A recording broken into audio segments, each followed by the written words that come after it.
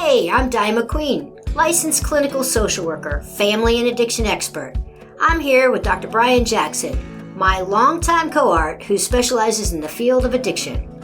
Welcome to Healing Families Shattered by Addiction. Di and I have worked with addicts, alcoholics, and their families for over 30 years combined.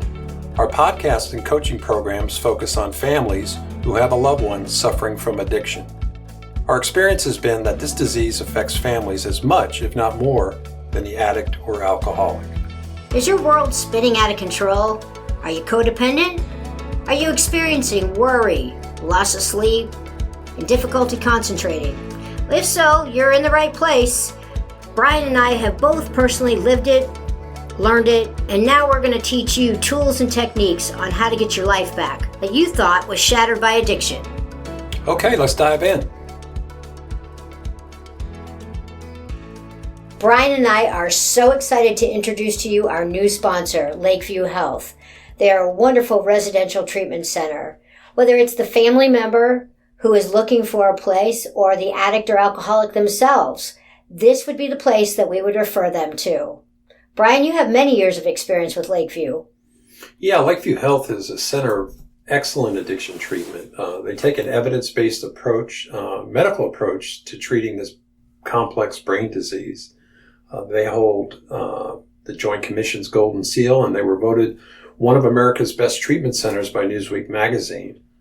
They deliver dual diagnosis, gender-responsive, and trauma-informed care at their gorgeous facility here in Jacksonville, Florida. But they do see people from all over the world do come here to Jacksonville to go to treatment at Lakeview. Their levels of care include medically supervised detox, which a lot of people do need. Then they stabilize them in a residential rehabilitation and partial hospitalization program. They have board-certified physicians, master-level therapists, and they work to address the unique needs of each patient. So in other words, it's not a cookie-cutter program. They help individuals build skills for long-term sobriety. So if you or someone you know needs treatment, please visit their site at lakeviewhealth.com. We also have a hyperlink on our website at familyandaddictionexperts.com where you can just click and get some information about Lakeview Health. And Di, I think you have a number for people to call if they would like to inquire about treatment. I sure do. That number is 888-480-3799. That's 888-480-3799. Give them a call.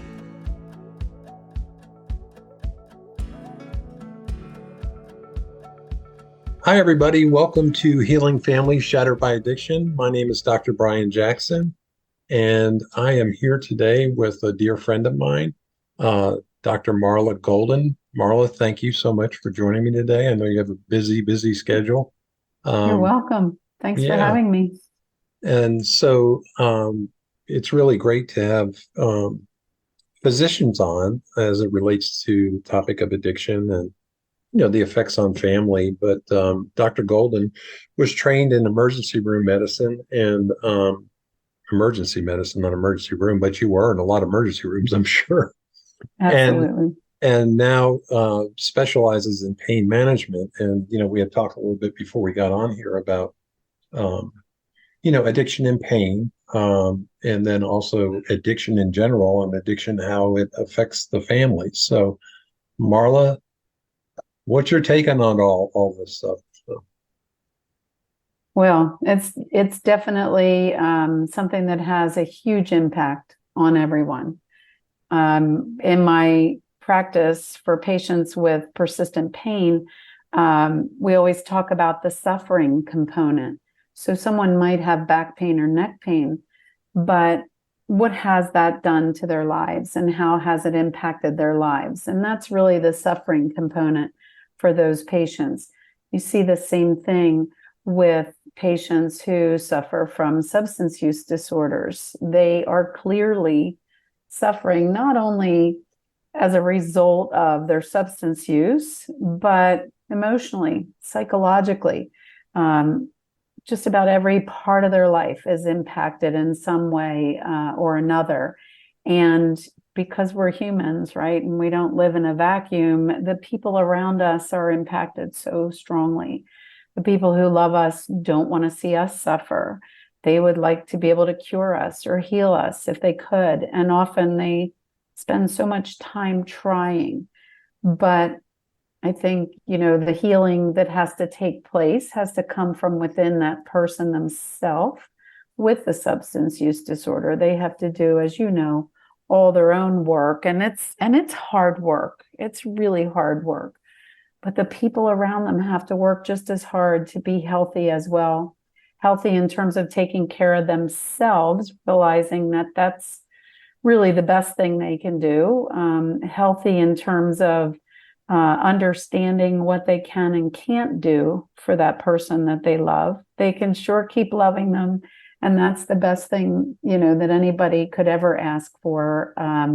But I think that we all know, I'm preaching to the choir, right? That the people around the person with the substance use disorder have to get the help that they need to try to be able to love that person in their life, but also be able to set boundaries and also be able to work through the emotions that they're going through. They are often on an emotional roller coaster.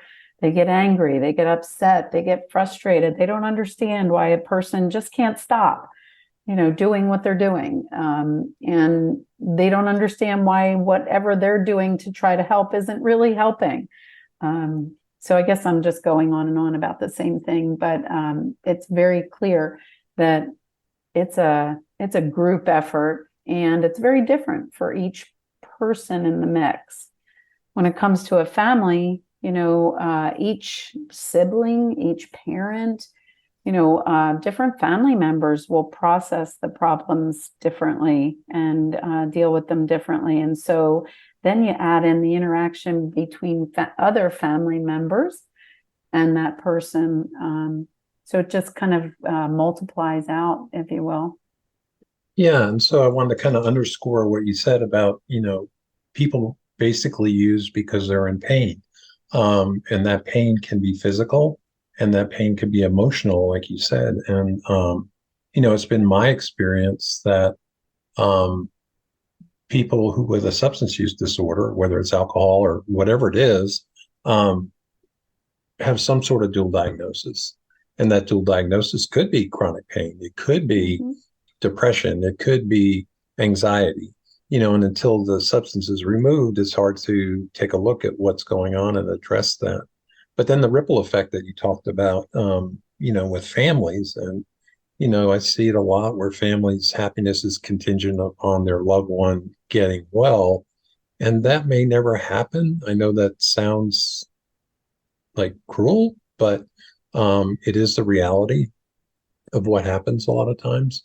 But to your point too, if family members can make changes in terms of the way they interact with the person who's suffering from the addiction, the person who has the addiction might say, wow, they're not sparring with me anymore. They're not angry with me anymore. They're not, trying to control me anymore.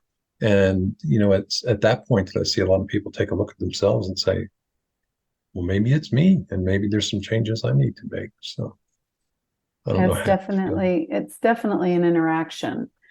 And I think that if we kind of focus on ourselves and make positive changes within ourselves, letting those people know that we clearly do love them and that we will help if it's a positive way to help and not an enabling way of helping.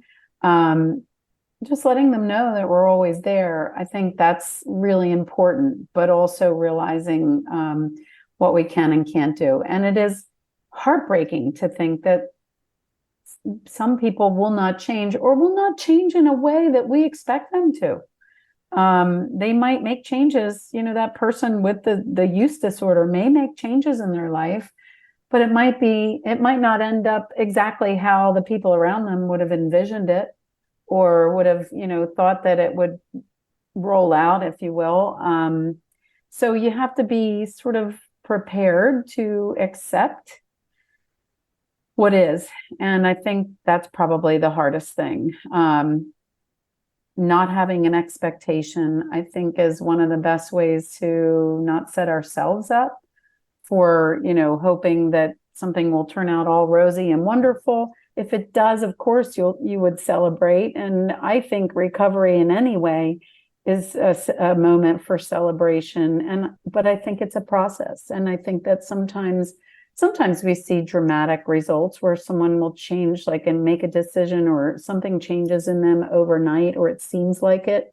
Chances are they've been working on it for a lot of years, even if it seems like it's overnight. But not actually formulating some expected result, I think, is helpful, because then whatever does happen, you can look at it and evaluate it and kind of be good or be glad about it, or accept it either way, knowing that that is the path that that person is choosing, and that you're doing everything from your standpoint in terms of loving them. Yeah, and it's important. I think that, it's not like love them or not love them. And you talk about loving them, but there's different ways of loving them. And we talk a lot about, in family counseling or at Al-Anon or Nar-Anon, about detach with love. And detaching with love, I think the emphasis is on detaching from maybe the things that were perpetuating or keeping the addiction going, through enabling, making excuses for them, covering up for them. And once you're able to do that for yourself as a family member, and not have yourself ruminating and anxious all the time about the loved one that's suffering, that you can get on with your life. And that's not easy, but I think it's very important that you recognize that you have to take care of yourself. Because this disease, I think a lot of times, is a lot harder on the families than the person who actually has the illness. So it's like a white tornado that comes in the house. Yeah, no, I would agree. And I do think that by being as healthy as we can, that it does create a difference in the life of the person who is using the substance, because we're not engaging in that dance. We're not giving up our lives and our autonomy to make their use disorder work for them and for the rest of the family. And so it's all about those boundaries. It's all about being healthy. It's and it is hard to do. It is really hard to do. Because it seems like when you set those boundaries, that maybe you're turning your back on that person that you love so much, and you're not. You're just saying, I love you this much that I have to be healthy, and I have to respect what you're doing one way or the other as your choice, and let you know that I'm here if you're ready to get help, but not here to help you continue to use your substance. Or it's even behavioral disorders. Some people don't just have to ingest a substance to have problems in their lives. I think when I think about other disorders that people use almost as a coping mechanism for whatever pain they're experiencing, people who cutting disorders, or pulling out their hair, eating their hair. There's all sorts of things. People exercise to the point where they break their bones. They're very obsessive about certain things. And, I guess you could argue it, right? Like, it's not an ingested substance, but it's still something that they're doing to the exclusion of other things that's going to negatively impact their life and possibly harm them. So it is quite the thing, right? And I think not being prepared for the emotional roller coaster is one of the biggest things that blinds us to everything. And then it sets us up for damaging coping mechanisms. Yeah. And, I think that it's important to, we hear about overdoses all the time, and we hear about fentanyl overdoses, we hear about opioid overdoses, but the reality is there's as many alcohol overdoses as there are opioid overdoses. And I think that people that drink alcohol take that for granted, but when you were doing emergency medicine, did you have any experience with people who had drank themselves into a coma or, God forbid, lost their lives or anything like Oh that? my goodness, the reaches of alcohol use disorder are so big. Starting with the person, multiple falls and fractures, injuries, um, just because they were impaired from the alcohol, car accidents that they caused, other people harmed by their alcohol use disorders, all the way to all the terrible things that can happen to you if you drink too much, with bleeding disorders and, liver disorders, liver failure, literally what we call an encephalopathy, like not being in your right mind from the effects of alcohol, the long-term effects of alcohol on your brain. I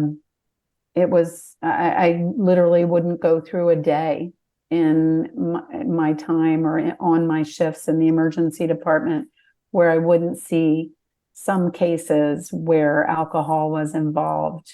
Working in a trauma center was just so difficult because there was so much that seemed like it could be avoided because there was alcohol involved. And had it not been in the mix, would those terrible accidents have happened? Maybe, but a lot of them probably not. And so, yeah, I don't think people think of it. And I think the hardest thing for someone who suffers from an alcohol use disorder is how, I guess I'll say, mainstream alcohol is in our culture. I mean, I watch TV and I love shows about legal issues like lawyers and things, and I like crime shows. And it seems like, at the end of any given day, and sometimes in the middle of the day, they're pouring, straight bourbon or scotch or, and it's just an expected way to end the day or to decompress. Well, what about the people who suffer? That's really hard to watch the rest of the world do that all the time and supposedly be okay. I suspect a lot of them aren't, but we don't Right. really identify it the same way because they're not taking a handful of pills or shooting something into their vein on TV because, oh my God, that will be horrifying. But if you drink straight bourbon or vodka like it's, water, somehow that's okay. I mean, it's very Yeah, yeah, difficult, I yeah. think. And I've heard that, over the couple of decades that I've been doing this and dealing, and counseling people with substance use disorders is like, I'm only drinking alcohol. I'm not doing cocaine. I'm not doing these Right. other things. I'm just drinking alcohol. And obviously, if they're coming to see me, they're drinking a lot of alcohol. But correct me if I'm wrong. I was taught that alcohol does more damage to the body than any other substance out Substance. there. It's pretty Is that pervasive. correct? Is that I correct? I think that's probably a true statement. I mean, depending on the dosing and I mean, at any given moment, right? I mean, you can do immediate damage that's irreversible with any number of things, if you are taking too much of a drug or doing something else. But in terms of how widespread it is and the effects on so many organs, and just the overall use of it, in the general population. I mean, I talked to some young adults who really started drinking when they were 12, maybe 10. You've probably heard even worse, right? But um, that's compelling.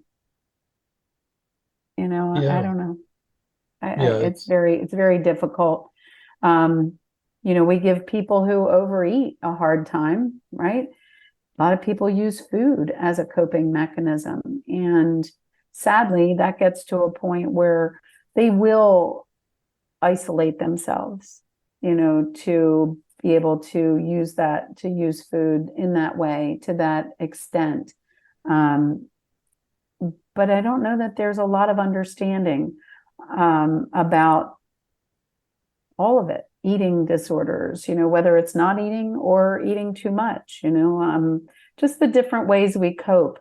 The human brain will do anything to avoid pain and pursue pleasure.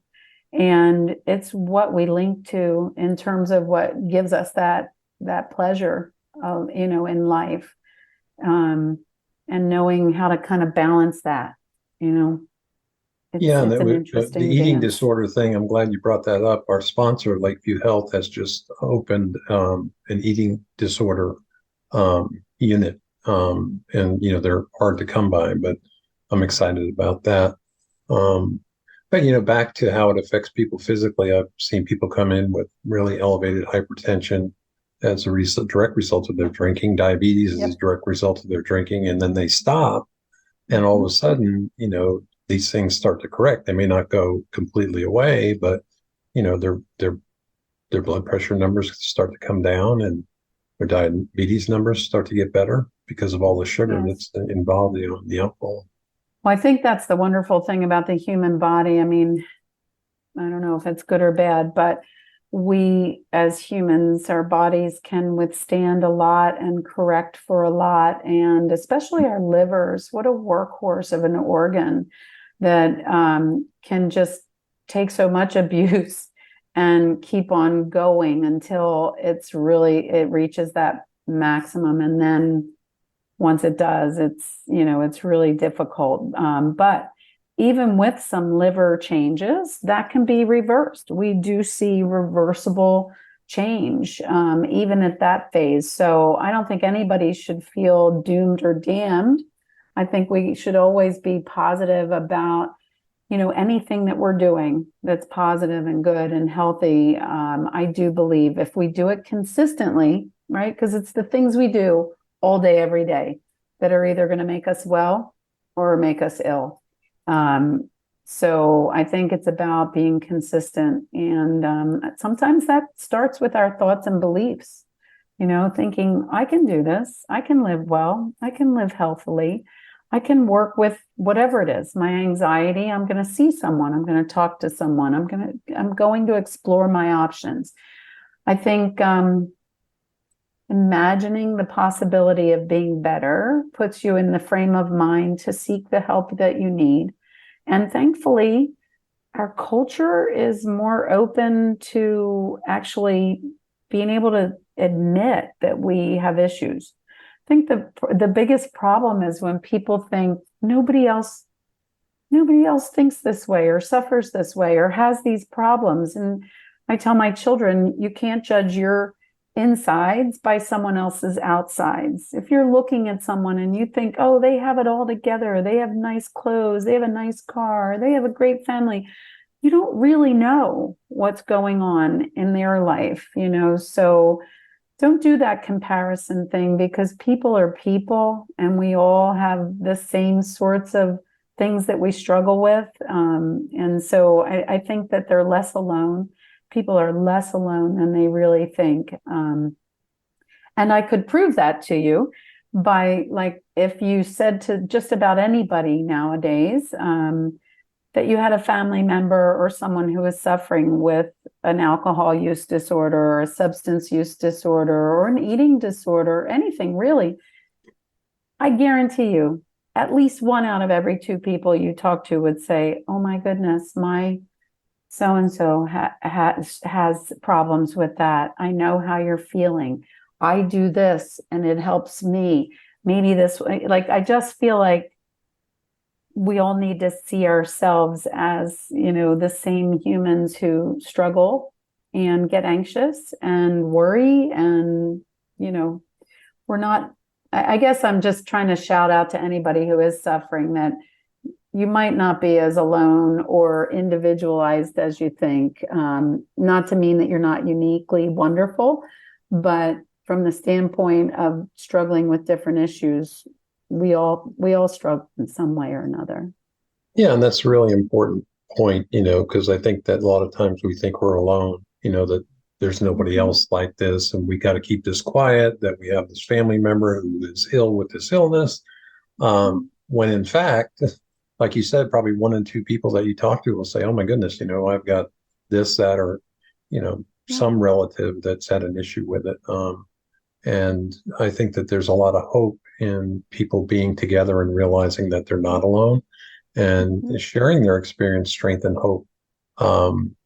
for people that are further down the road in terms of getting help from a counselor, or getting involved in Al-Anon or anything like that. So if you had we want to end on an uplifting note, one powerful message, not powerful, but for family members in terms of maybe what they could do for themselves to keep themselves healthy. Yeah. I think making sure that you take care of yourself first and finding the help that you might need. If you love someone and are there for someone who is struggling, realize that there are Nar-Anon family support group meetings, there are Al-Anon meetings, there are people out there who are going through the exact same thing as you, and those meetings are for you. Right? There are meetings and there are professionals there for the person who is suffering from whatever disorder it is. There are people out there for you as well. And just keep the dialogue going with someone about it. And don't give up, because life can be good. It can be better. Even if it is to learn how to kind of accept that person where they are in terms of their disorder, and, not feeling like you have to, when we say detach with love, that doesn't mean you're indifferent and you turn your back on someone, right? Like that means that you still love them and you're not ever going to stop. Just means that you're going to, there are ways to love and support without enabling. And realize, this isn't necessarily the most uplifting thought, but there still are some people in the world who won't let people get better, or they won't, like when it comes to a family, I've seen children whose siblings had a use disorder, and they might see someone 10 years later and they'll say something like, so how's your addict sister? Or, or they'll think that your parents aren't as good of parents because one of your brothers or sisters ended up with a problem. Those people just don't understand. And they're the people that you kind of have to deflect. And, honestly, I've gotten to the point where I think, I hope you never have to experience that from the other side, because it's difficult. And likewise, family members need to let people with substance use disorders be better. Accept them as being in recovery and having made some really magnificent changes to get to a place of recovery. Acknowledge that, as hard as it is, and talk about the resentment or the anger, because chances are they want to talk about it too at that point. Well, Marla, I can't thank you enough for taking the time out of your busy schedule to talk with us. And I think hopefully everybody learned some things. I certainly did by listening to you. If you are interested, you can go to our website at familyandaddictionexperts.com and hit on free consultation. And Di, my partner, and I will be more than happy to meet with you and see if there's anything we can do to help you help yourselves in the midst of this turmoil that can happen. You can also follow us on Spotify, Apple, and YouTube with podcasts. And if you do go on our website at www.familyandaddictionexperts.com, there is a family survival kit on there where you can download free information about how to handle some of this stuff. That's really great, Brian. Yeah. A family survival kit. I like that. Yeah, and it's we try and keep up with writing some articles, and there are quite a few in there. But and if you have any questions about what Dr. Golden had to say today, or any questions about anything, you can go to info@familyandaddictionexperts.com and put a question in there. If we don't know the answer, we will find that out for you. But again, Marla, I can't thank you enough, and it's always great to see you. You're welcome. Thanks for having me. I think anyone who works with you and Di will know the benefits of this kind of work. So thanks for what you do for our community and the people you work with. Thank you, Marla. Appreciate it. Thanks so much for joining our podcast, Healing Families Shattered by Addiction. We'll be back in a couple weeks with more important tools, techniques, and ways for you to focus on you instead of the alcoholic or addict in your world. Until then, please go to our website, familyandaddictionexperts.com. That's familyandaddictionexperts.com. You'll also see links to our Facebook and Instagram pages. Please also, if you have any emails that you would like to send us, that's info@familyandaddictionexperts.com. That's info@familyandaddictionexperts.com. With any thoughts, feelings, questions that you may have for us, we would love to hear from you, and we look forward to seeing you in a couple of weeks.